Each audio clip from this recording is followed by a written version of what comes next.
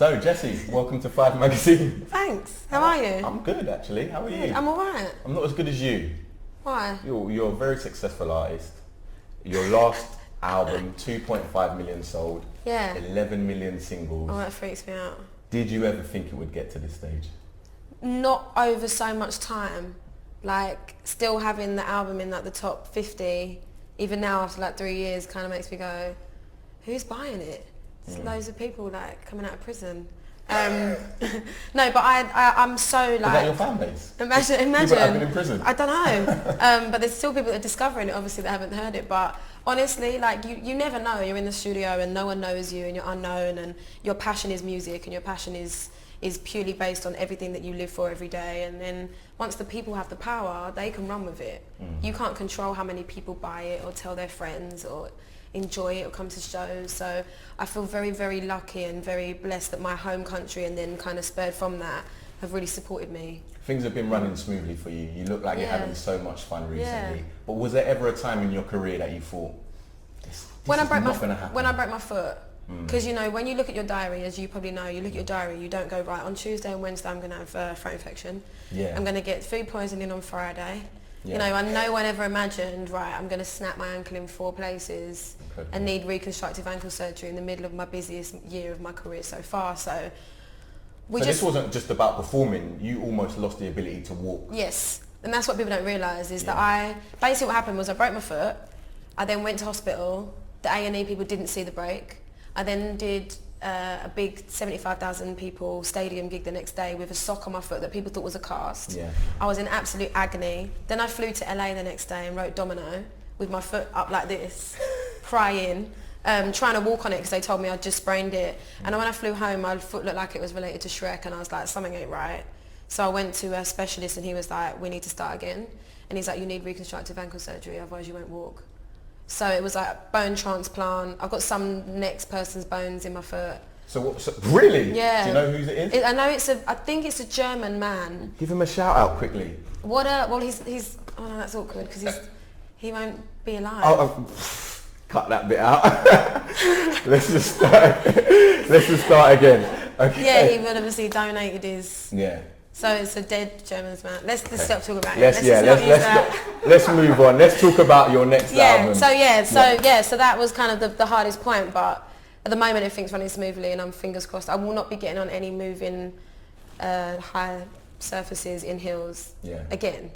Okay. Good. Yeah, unless I'm in trainers. You've learned your unless lesson. I'm in some Nikes. Yeah, well, like mine. Yeah. Fresh Nikes. But these are pretty cool. Tom Ford, yeah, they're good, right?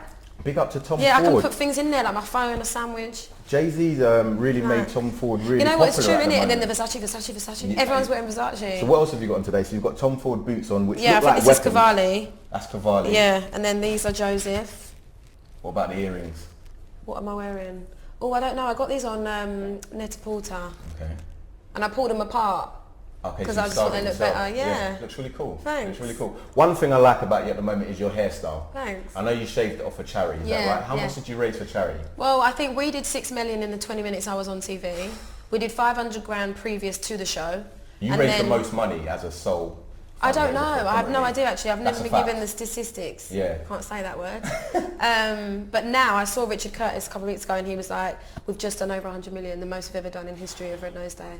Absolutely incredible. So people are still giving now, so... Are you happy you done it? I think it looks really good. You know what, I never thought about what it was going to look like. I really didn't. I think if anyone was ever attending at the meet and greets I did at the hospitals and the kids that I met and the amount of kids that their final wishes is to meet me, that sinks into my heart more than anything else. I couldn't care what people think about the haircut or the colour or the style. That's not what it was about. You know, when my hair was as short as yours, I wasn't going, my hair. I'm not attached to my hair like that. Okay. I've never been like that. I'm not girly like that. Most girls are.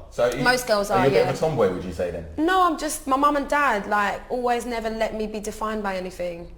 And I think a lot of girls can be defined by their hair. And my bob became my divinity and I hated it. Because it was like, she's the girl with the bob. So I was like, I actually hadn't had a bob for like a year, but I was always, people started to like request it at shows, and I was like, wait a minute, anybody got time for that? You know what I mean? Like someone was like, can you make sure you've got a goatee on the next interview? Oh, wow. You'd be like, what? Yeah, I wouldn't have that. Yeah, so write that down. just so you guys know. So yeah, so for me, like having the opportunity to be an ambassador and be a voice of reason, you know, for young people looking up at their generations, going, wow, that's cool.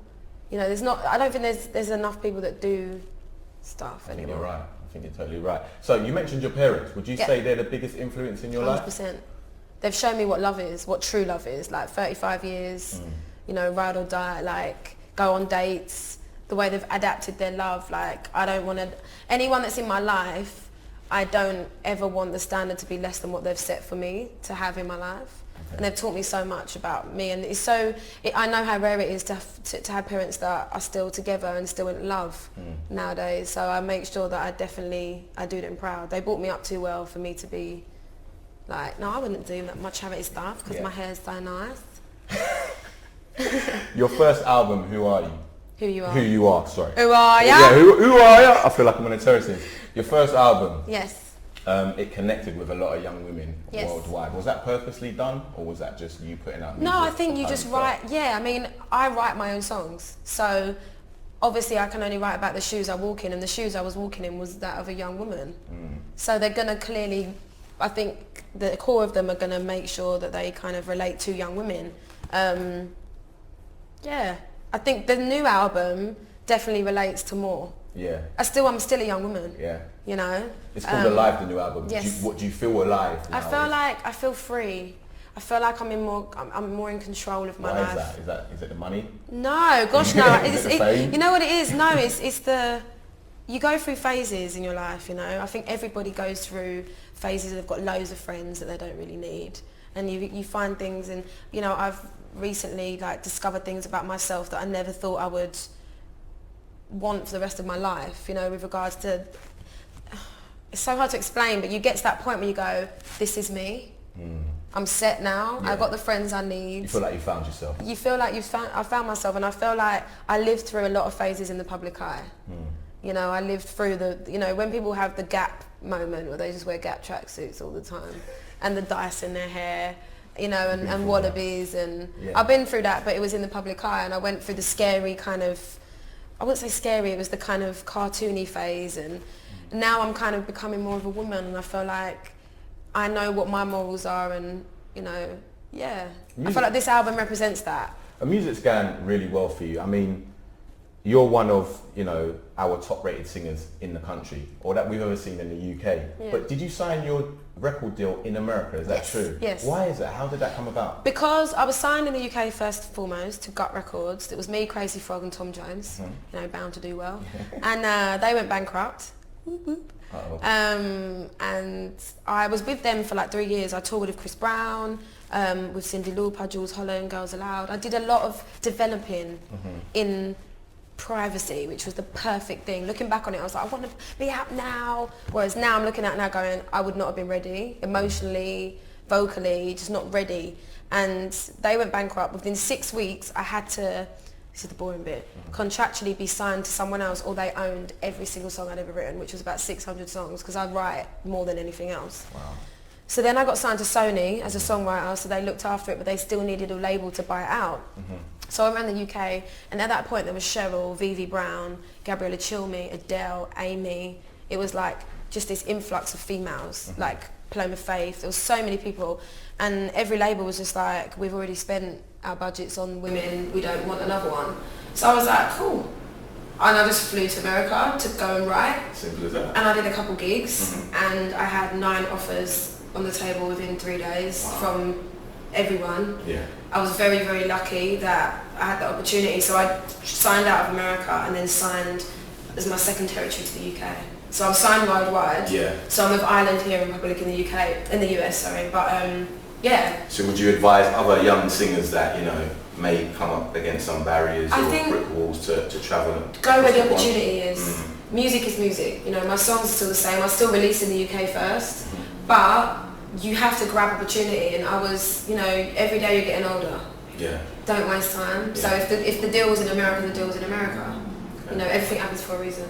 I've got to give you a high five because Okay. I am also a Brit School student like Oh, yourself, but I'm a nice. lot younger than you, so you probably don't recognise my fake badge. What strand did you do? I'm older than you. I did media. Oh, okay. You know, so the Brit School does work. Did you do music, I'm assuming? No, I did musical theatre. Oh, you did musical theatre? Yeah. Okay. Well, you was in the same, was you in the same year or class? Same year as Adele. As Adele? Leona Lewis as well, is that true? I don't remember Leona. You don't remember Leona? No. Okay. So maybe, is there going to be a possible collaboration Who between knows? you and Adele? It's funny. Surely you've got to come back together. People always say to me, how's it in the Brit School of Adele? And I was like, well, at the time, we had no clue we were going to be successful. So we didn't go, alright babe, one day. Yeah. You know, we'll do a duet.